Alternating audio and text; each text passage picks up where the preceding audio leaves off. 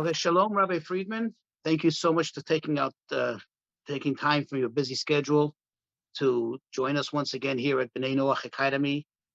And today's discussion, I would like it to be about Lag baOmer for non-Jews. First of all, to talk about what Lag baOmer is, the significance of it in general, and particularly for non-Jews. And I imagine, as if we narrow it down, as it relates to the idea of studying Kabbalah. Everybody talks about the Kabbalah. It's a very catchy, and I guess it's over commercialized concept. But the idea, I want to really find out what it's all about, what it means to us, and how it can enhance our life, and most importantly, our connection to our service of Hashem, of God. So perhaps, if I can ask you, if we can start just understanding what is Lag baOmer. In other words, at the end of the day, looking at a calendar, Lag baOmer is what we call in Yiddish a Yortzeit, which is a commemoration of memorializing the anniversary, the passing of Rabbi Shimon bar Yochai, the author of the Zohar. But why is it a celebration? Jews tend to celebrate it. You see a lot of dancing, a lot of singing, a lot of joy, lighting bonfires. If you can just give us, an idea, what is this all about? Well, let's start at the beginning. If you notice, in the Torah, in the 5 books of Moses and the 22 books of the prophets and writings, there is no celebration of a birthday. The day of passing is mentioned many times, but the only birthday mentioned actually is the birthday of Pharaoh. So birthdays were hardly ever celebrated. But the day that a person passes away was always marked and celebrated, remembered at least, right? And the reason for it, I think, is rather practical. When a person is born, what is there to celebrate? We don't know how this life is going to turn out. We don't know what this person is going to amount to. So what are you celebrating? The parents are happy. But the celebration is about the child, and the child hasn't accomplished anything yet, and may not accomplish anything ever. So what are you so excited about? But at the end of a life, when we know what's been accomplished, then you can say, wow, that was great. So the end of life really means the conclusion of your accomplishments, the crowning finale of your accomplishments. Person who has accomplished a great deal, well, then that is very significant. So with all the great sages, with all the great saints that we've had, their lives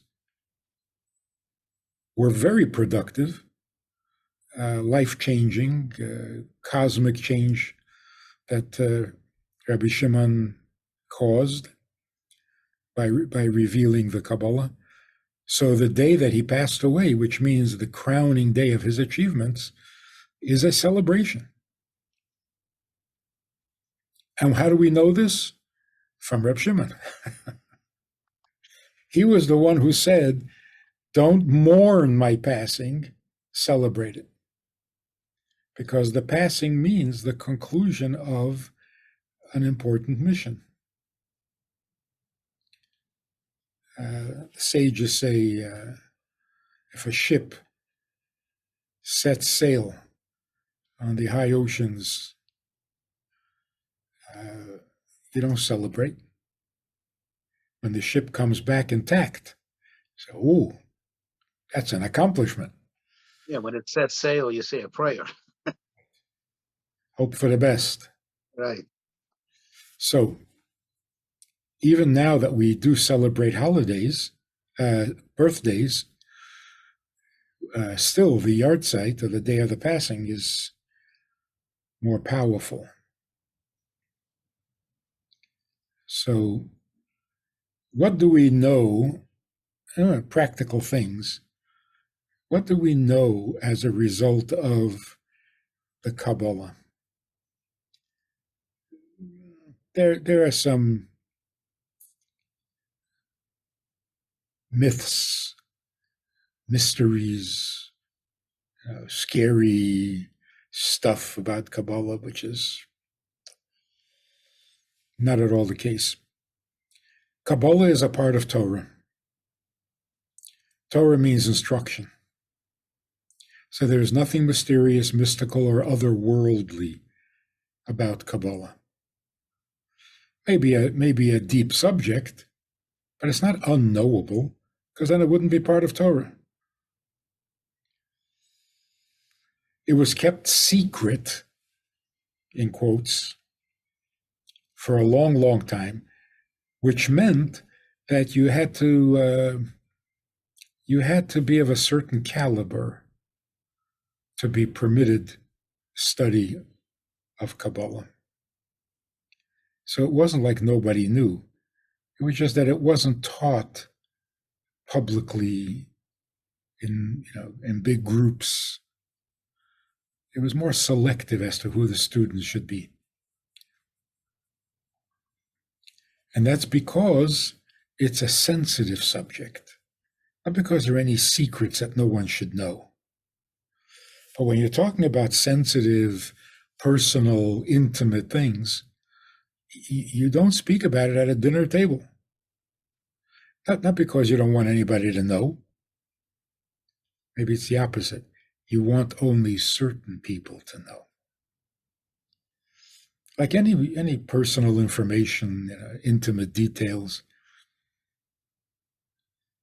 So about 400 years ago, the leading authority on the subject of Kabbalah proclaimed an end to the secrecy. The information had become so necessary that it was no longer being protected. And so there were classes and schools where you could go to study Kabbalah. And of course, you still had to be refined and knowledgeable in the other parts of Torah, but it wasn't as strict. Today, of course, it's been translated into English. Anybody and everybody can read it and think they're studying Kabbalah. Yeah, which is fine. But what exactly did we learn from the Kabbalah that is practical or necessary, helpful in our lives? Rabbi, before you go there, if I may ask you a question, you said it became necessary about 400 years ago or so, right in the times of Rabbi Yitzhak Luria, the Arizal.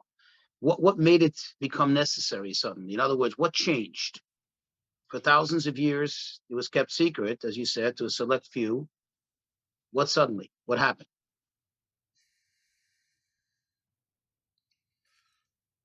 Just the passage of time. The further we move away from the event at Mount Sinai. By nature, the memory of it should grow dimmer and dimmer, and we lose a lot of the enthusiasm. And so there was a need to delve into a new part of Torah that we hadn't yet studied, to re-inspire. Particularly since life was going to get a lot harder. Right? 400 years ago, if you had any insight, you would know that we're headed for a very difficult stretch of history.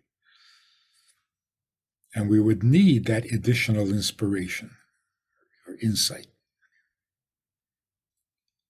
So what exactly does the Kabbalah speak of? To simplify it a little bit, the Torah is, for all practical purposes, a rule book, the do's and the don'ts. This is good to do, this is not good to do. This gives God pleasure, this gives God agony. So we know what to do, how to behave, including what to think. Like, for example, thou shalt not covet. There's no action there, although you're not really guilty if there's no action. But what we're talking about a feeling. Feelings are part of everyday life, and there are good feelings and bad feelings. So it's, again, a do and a don't. So there's the do and the don't in physical activity. There's the do and the don't about thinking, what you're entertaining in your mind. And then there's the do's and the don'ts of emotions. You shall have no other gods. What does that mean? If I don't make a statue, I don't own a statue that I bow to, am I fine? Well, it depends on what my thinking is. Do I think there's only one God, or am I looking for a second one? I haven't found them yet. So there's even the do's and the don'ts of thought. Kabbalah describes what is going on in the plane of existence before ours.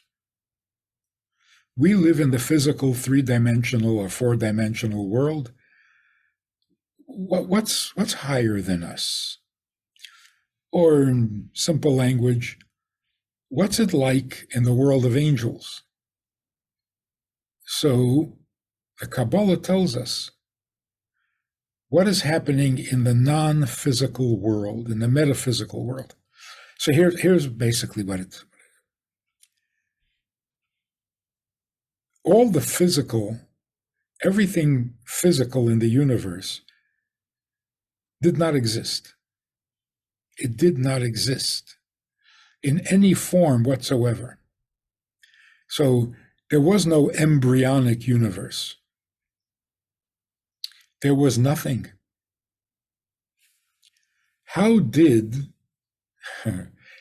something come from nothing?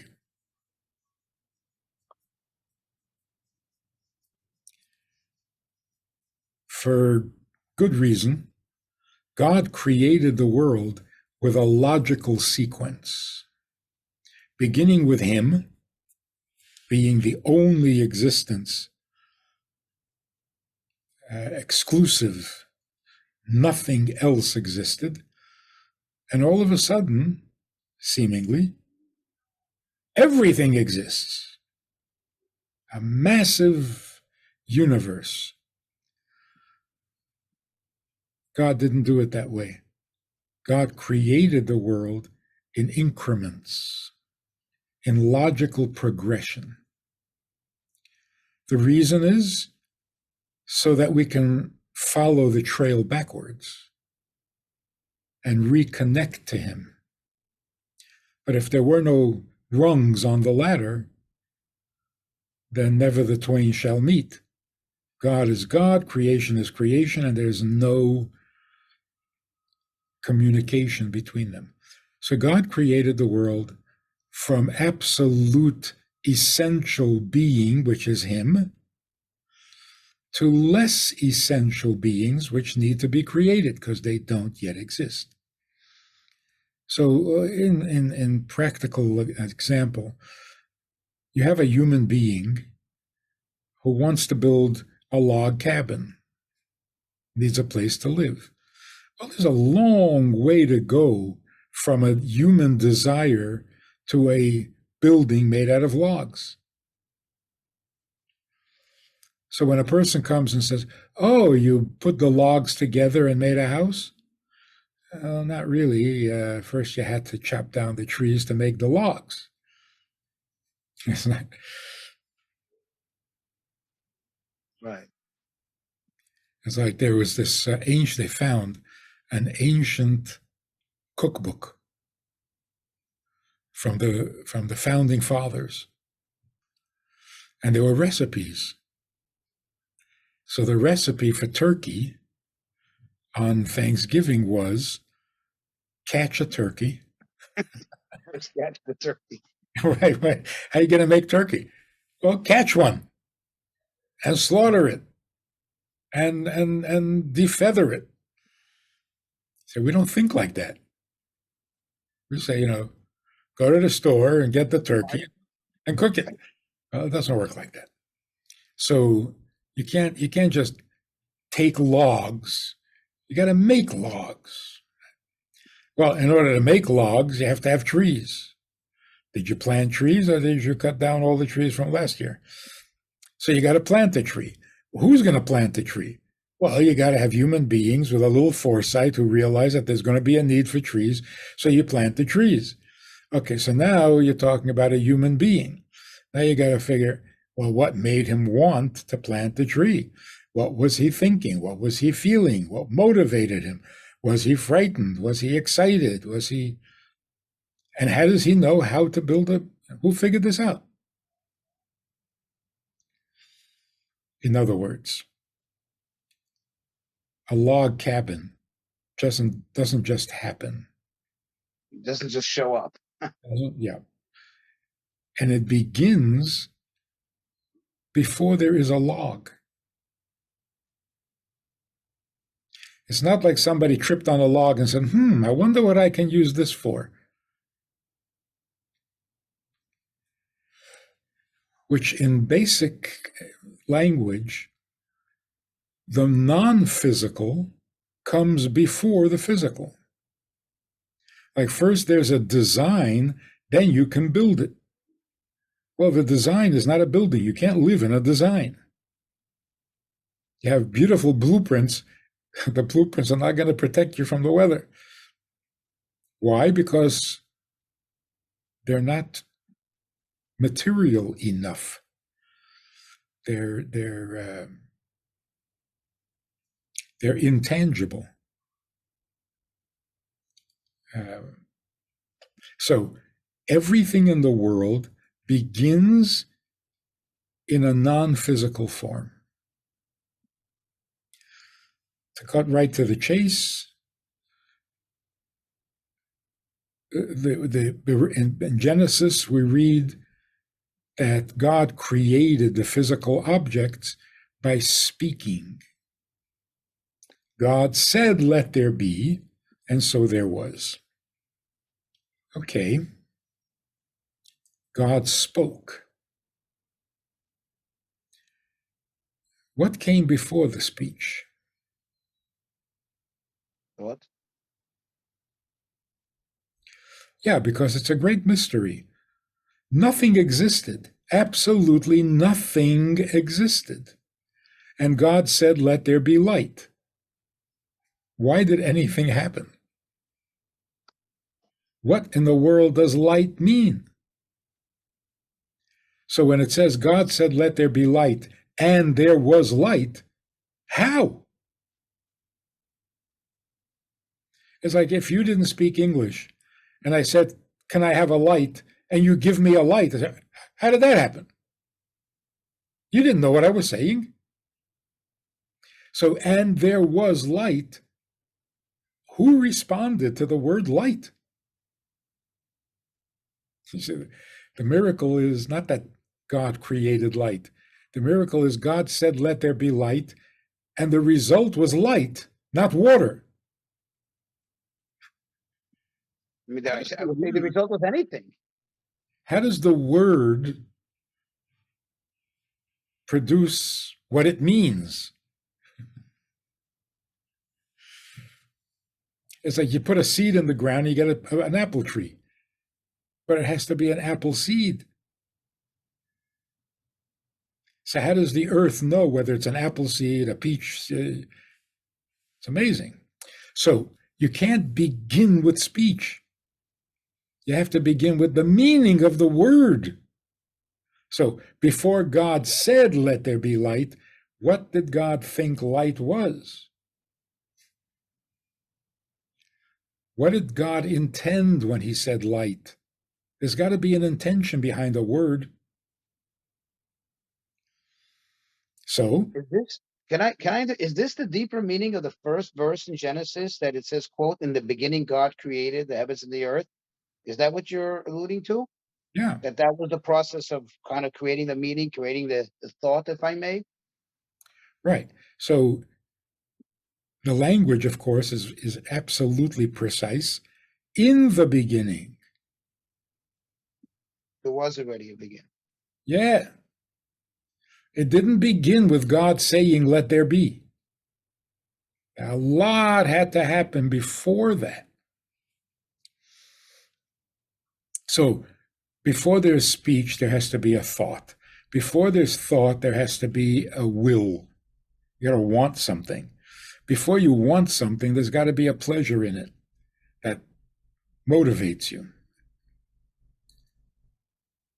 So the Kabbalah basically tries to describe and explain all that happens before God spoke. All the steps, all the stages of development within the non-physical, the metaphysical. So what are angels? What are the many universes? How do you go from an unknowable, indescribable God to a creation? What are the steps? And there are many, many.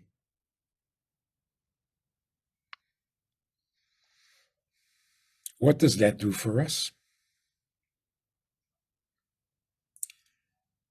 In a very real way, when the physical becomes painful and discouraging, maybe even traumatic, to live under the impression that all there is the physical, and the physical is not pleasant, you could get suicidal. If this is all there is, and this is painful, well, then I quit. Having studied a little bit of Kabbalah, you realize this is the final end of a long drama.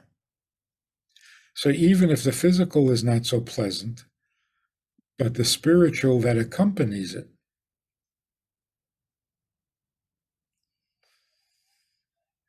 so we immediately have a whole new appreciation for the concept of it's for the good. It doesn't feel good, but it's for the good. In other words, the physical, visible experience is not pleasant, but there is a good purpose which you cannot see. It is not an object, but behind these painful objects, there is a good purpose. So if purpose means something to you, it becomes very helpful.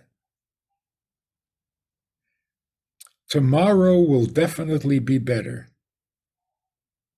Hope, trust, optimism, anticipation of good things. Where's that coming from? During a Holocaust, everything you see is evil. Everything. Oh, but something good will come of it. How do you know that?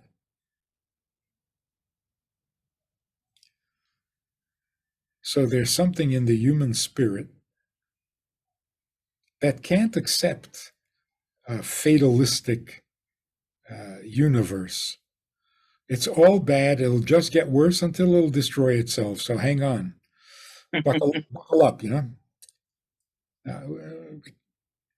We don't want to believe that. We can't believe that. And so we put our trust in things we can't see.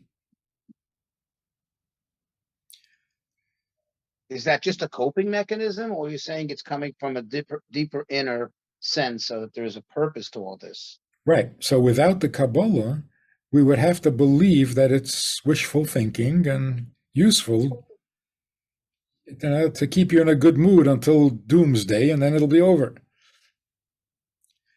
But when you learn the Kabbalah, you realize, wow, there's a lot of stuff going on there. It's real. In fact, more real than the physical.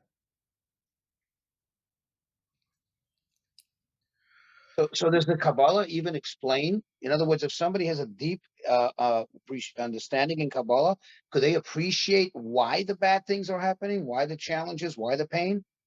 Does it reach that point? Sometimes. Sometimes we don't know exactly why, but we know that there is a why. So if a person is going through a very painful, difficult experience, tragedy, whatever, God forbid, he says, why?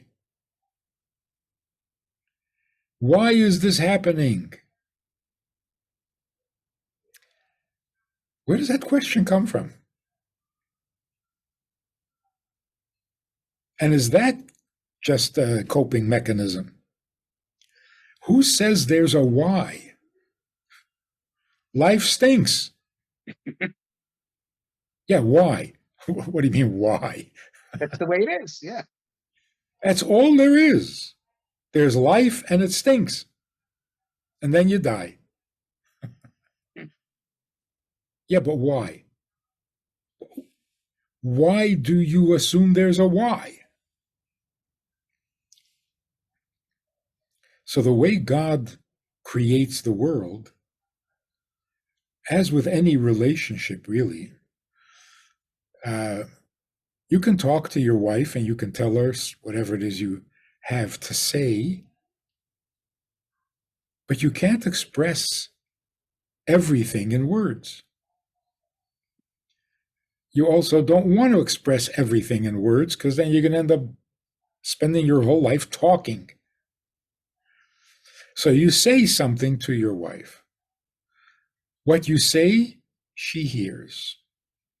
What you're thinking, she doesn't hear. So it's very easy to say something with all good intentions, actually meaning it as a compliment, and it's taken as a criticism or an insult. So what happened was the language, the words, got away from their meaning. Or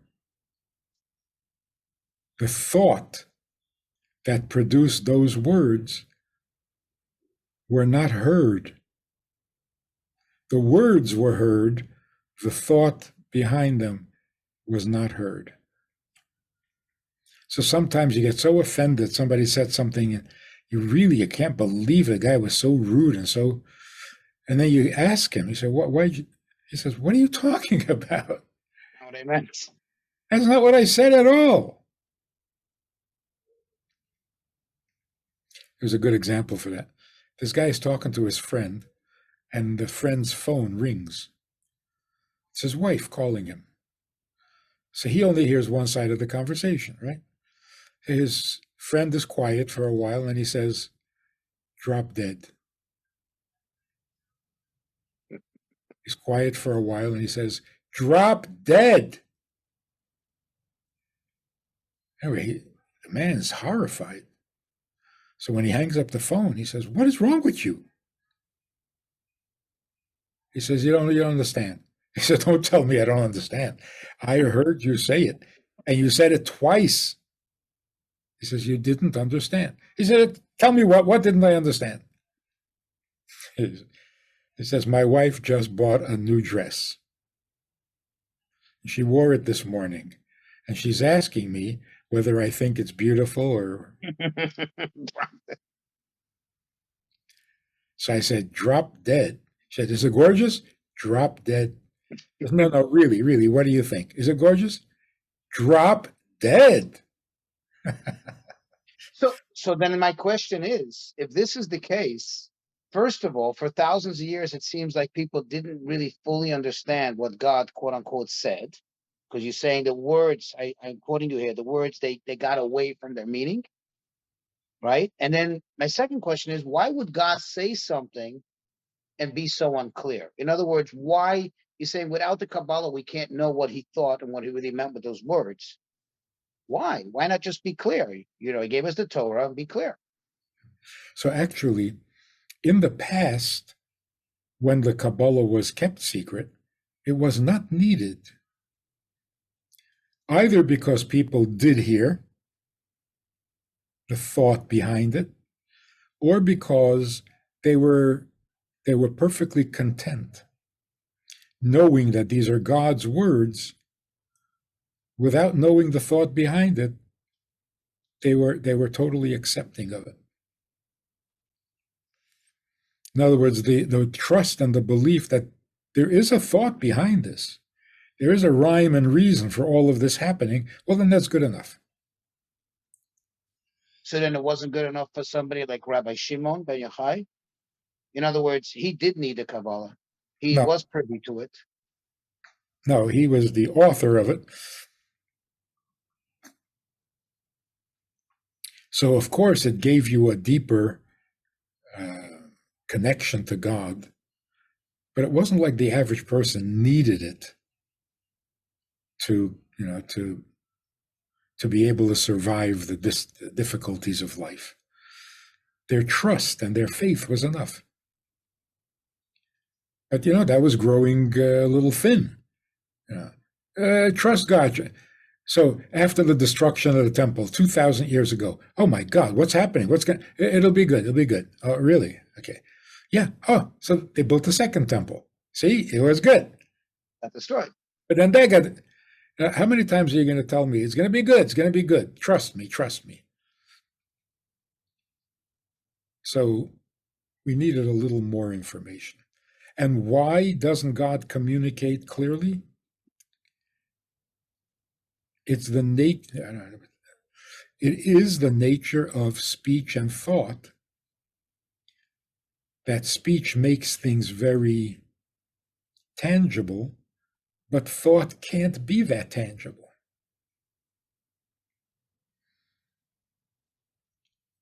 I mean, if the thought was so evident in the words, it wouldn't be thoughts, it would be words. So intention is by its very nature less visible, audible, knowable. So the Kabbalah calls it the hidden world. God creates the world, but it exists in layers. God creates the world in speech. That's one layer. God creates the world first in thought. That's another layer. Before that, there's will. And before that, there's pleasure. And in between each of these levels, there are minor. The ultimate question in a relationship with God is, what did you say? Let there be light? Okay. Did you mean illumination, wisdom? Yeah. So that's what you want. You want the world to be illuminated with a knowledge of you. Uh-huh. And why? Because it gives you pleasure.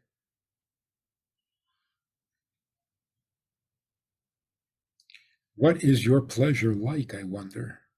See, now we're getting intimate. So that question, the final question, what is your pleasure?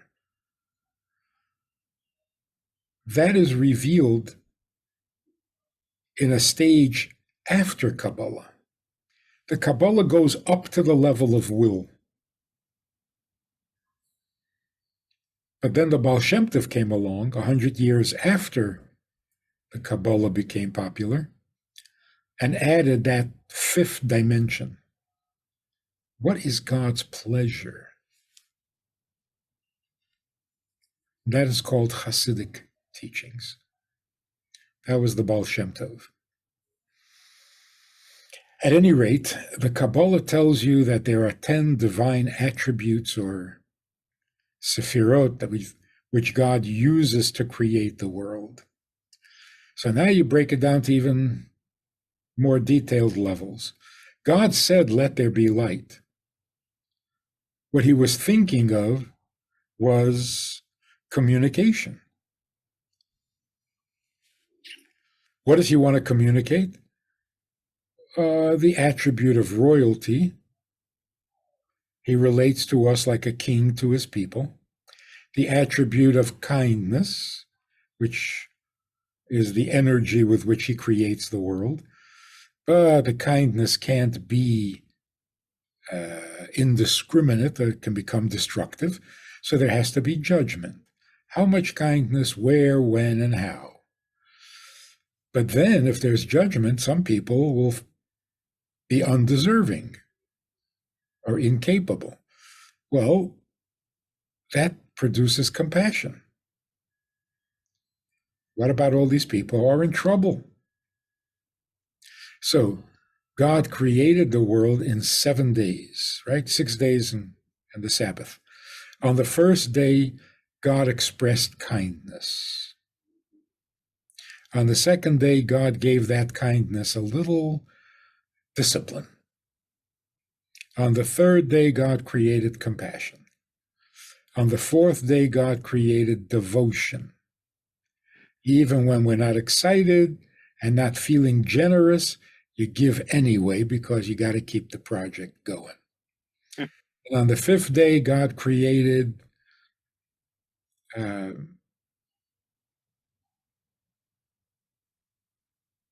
what's a stronger word than devotion?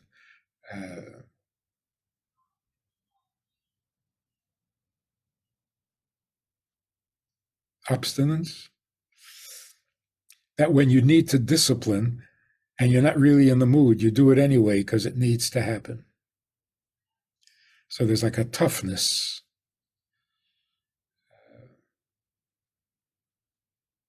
Anyway, so all of that is preceded by an intelligent plan. What's the idea? How is that going to shape up? What is it going to look like? And is it an exciting idea? So those are the 3 stages of intelligence. Where did all that intelligence come from? From the will. If you want to do something, you get pretty smart about it. So God wanted to create the world, so he developed a plan, and the plan became an excitement, a motivation, like kindness and compassion and so on and so on. And the end result was God said, "Let there be." And then it became physical.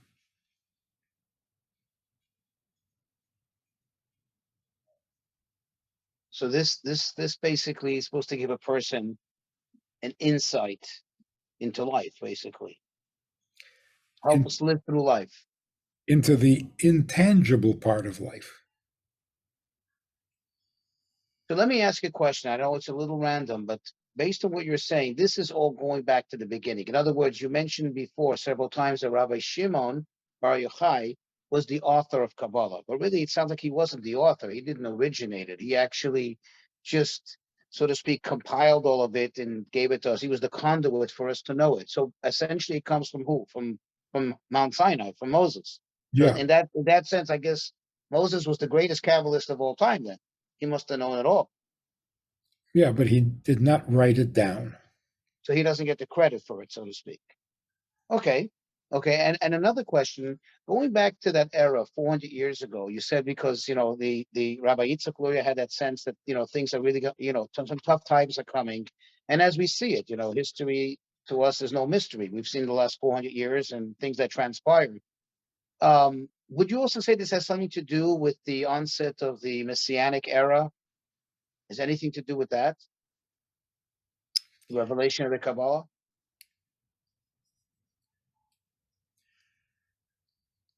That is like saying the Does it have anything to do with God's plan?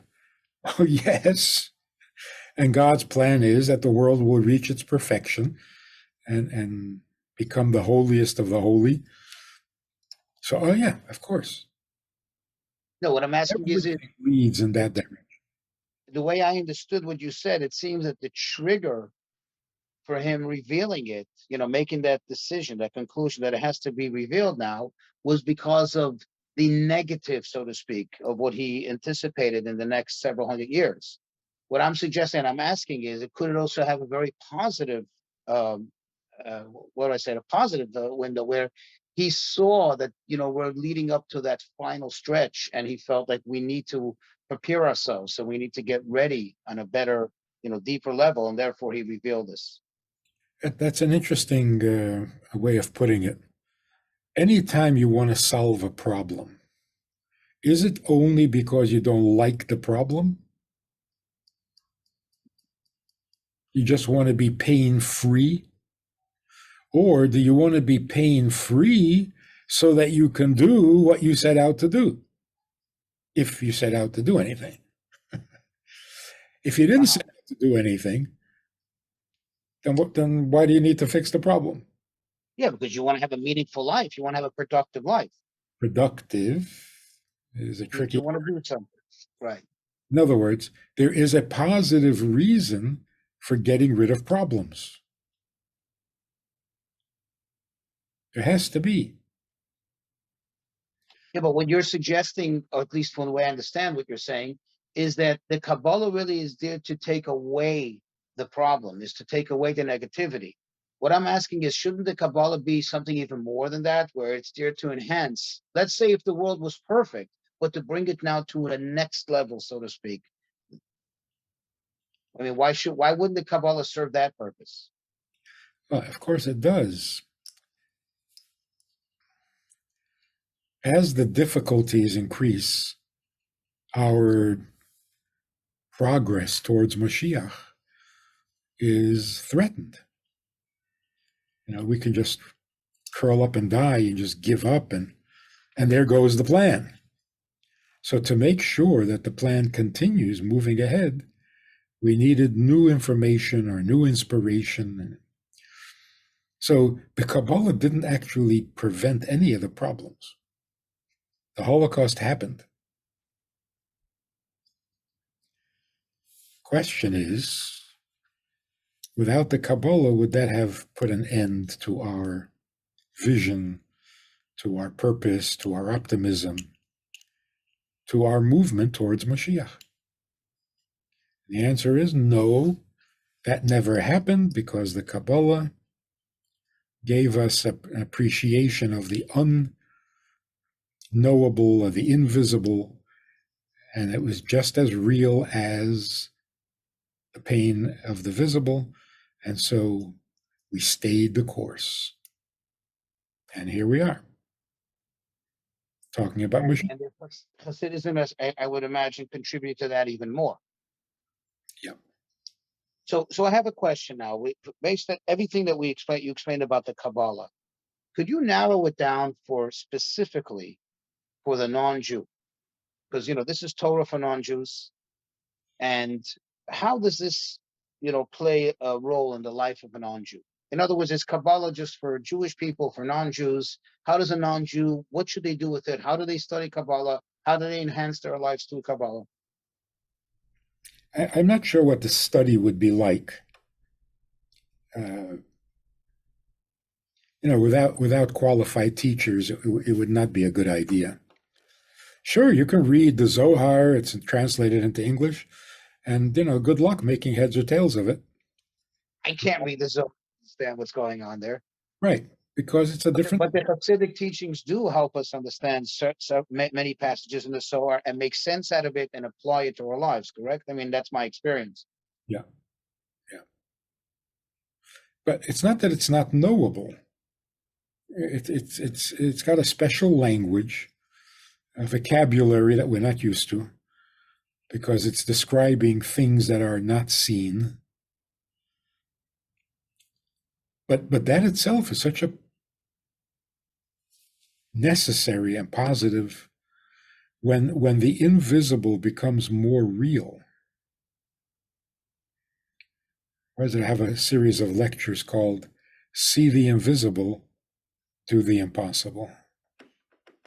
If you can see the invisible, you can do what seems to be impossible. But the invisible is very real, more real than the visible. And today, with modern science, that is not a surprise at all. I mean, you look at a physical object with your eye, then look at that same object under a microscope, and you can't believe it's the same thing. So what is not visible, the molecular makeup of the object is more real than the way it appears to the eye. And the molecule is not as real as the atoms that it's made of. And the atom is not as real as the subatomic parts. So the less visible, the more real, because you're getting back to the origins. Origins of the universe is obviously not physical, because first there wasn't, then there was. See, real human ingenuity or intelligence should apply really to topics that are not visible. Anything visible, you don't have to be a genius. See it. You see it, you feel it, you hear it. So if your senses can experience it, it's not that impressive. The ability to think pure, abstract, and be logical. In other words, see the substance of things that are not visible or tangible, or that takes true intelligence. So the sages of Kabbalah were the greatest of them all. A sage who can figure out what the dimensions of a mikveh should be, that's measurable. If you can't figure it out, well, get a tape measure and let it figure it out for you. But an abstract idea, there's no tape measure. It's all brain work, and they were absolute geniuses. So here's an interesting thing. The geniuses of Kabbalah saw what was true in the invisible world and could predict how that's going to express itself when it becomes visible. Scientists, the greatest and the most awesome of the scientists, are working the other way. They start with what is visible and try to predict what would this look like if it was less visible. Take away the physical appearance and so on. Take away the tape measure, what's left? If something can't be measured in space or time, is it still there? Does it still exist? Well, what is it then? That's real brain power. We all have it to some degree, because it's what makes us human. Otherwise, we would just be intelligent animals, or more intelligent animals. But the ability to think in purely abstract terms, that's unique to the human being. So, you might say, Kabbalah is that part of Torah that describes the author of the Torah. Every book has that little column about the author. So Kabbalah is God telling us something about himself.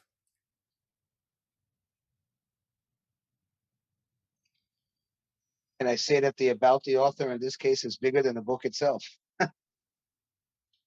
It should be. It's deeper than the book itself. Yeah. If the author is really worthy of being an author, there's much more to the writer than the writing, hopefully. Okay, so we have the Torah, the do's and the don'ts, the right and the wrong, the godly and the ungodly. Then we have the Kabbalah that is about the author. It's like getting to know someone, maybe even getting engaged, but not yet married.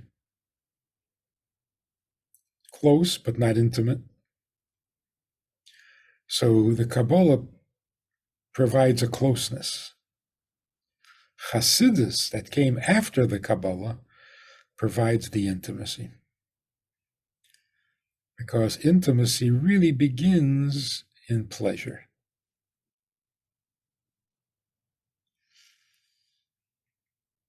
You can admire somebody for their brilliance.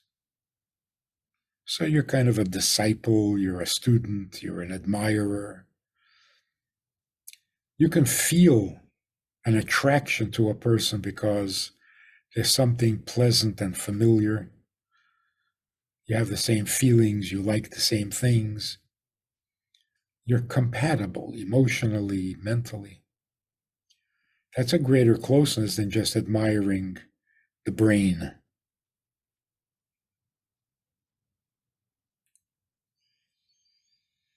But it's not yet intimate.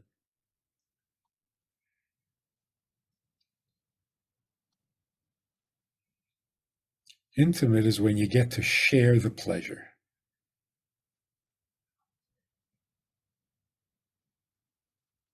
So, Rabbi, let me ask you, just as we have to kind of wind down this class, I'm sure that after hearing all of this, most of the listeners, if not all, are intrigued, are inspired to study some Kabbalah, to delve into the Hasidic teachings.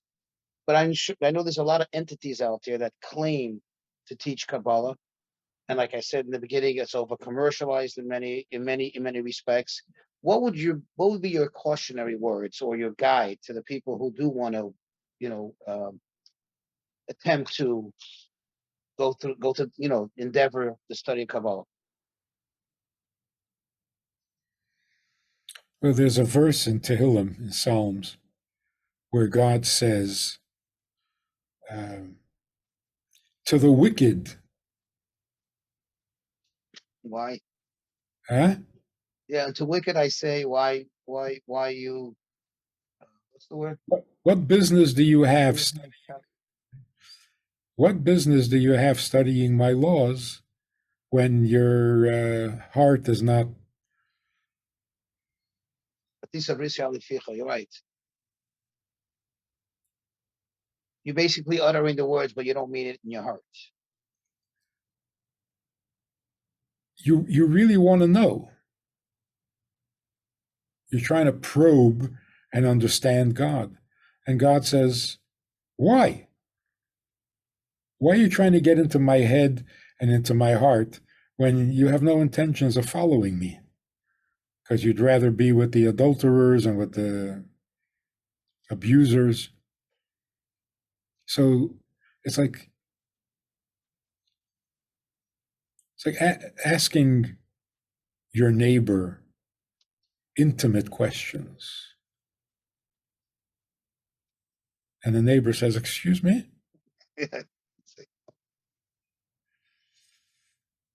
I hardly know you. So you say, well, that's because we never talk about intimate things. If we talk about intimate things, we'll become really good friends. No, we won't. It'll be blasphemous. It'll be nasty. So the real question is, those who are teaching the Kabbalah, are they observing God's commandments? And they want to enhance their relationship with God? Or is it like an outsider with a little chutzpah? Curiosity. Yeah, so what makes you tick? God says, none of your business. Got it. Okay. Is there any specific, I know in the Chabad Hasidism there's so much to read. Is there any specific book perhaps that you would recommend? A book, somewhere to start, a starting point? Yeah, there's the Tanya. And that was authored by Rabbi Shneur Zalman, the successor of the Baal Shem Tov. Right. Particularly the chapters on the oneness of God. You mean the second section of the Tanya? Part 2. And online, there's so much. Can't keep up Sorry. So you can't keep up? with how much there is, I think.